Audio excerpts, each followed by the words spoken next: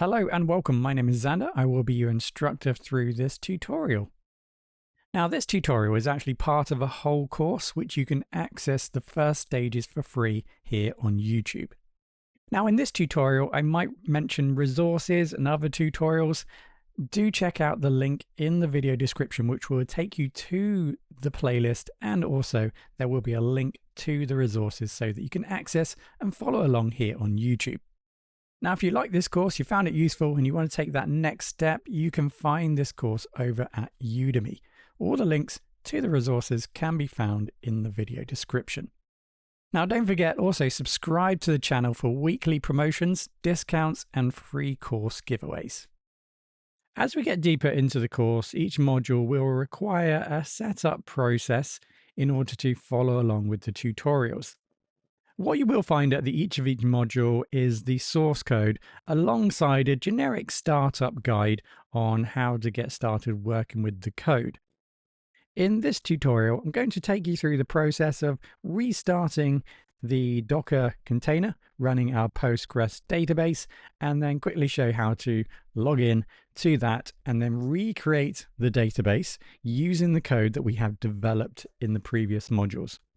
Once we have the database ready, we can then start to learn in this module how to insert, update, delete data in our database. Before we get started, it would be advisable for you to download the source code connected to this module. You'll find that at the end of this module. This is what I'm looking at here on the left-hand side. So I've extracted that folder that I've downloaded, the source code folder, and I've opened it up with Visual Studio Code. And this is what I'm looking at here on the left-hand side. So what you're going to need here is the complete database, because we're going to need to recreate the database before we can then start working through the tutorials in this module. Let's first just double check Docker. If you have been following along from the previous module, it would be advisable just to navigate to Docker Desktop, select the containers, remove all the containers. So just delete all the existing containers. You don't need to delete the images. That's just going to make sure that we all are working from the same point. Right, so with the project open, let's go ahead and run Docker Compose. And let's run up and the D flag. Finger is a bit cold today. So up and the D flag. So that should start the containers. So no need to download images. They should have already been downloaded if you have been following along. Just double check the containers. They should be green. They should be ready to start. All the commands are here if you have forgotten. Hopefully you're making some notes as we work through. So we're going to need to connect to our container.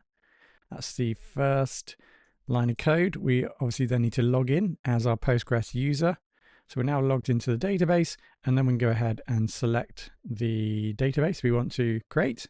Obviously the database has already been created through the Docker Compose file. So we're now connected to the inventory table. I did press Command and K then to clear the terminal on the Mac. There should be a similar command on the window, of course. And now all you need to do is literally just copy. I've tested this.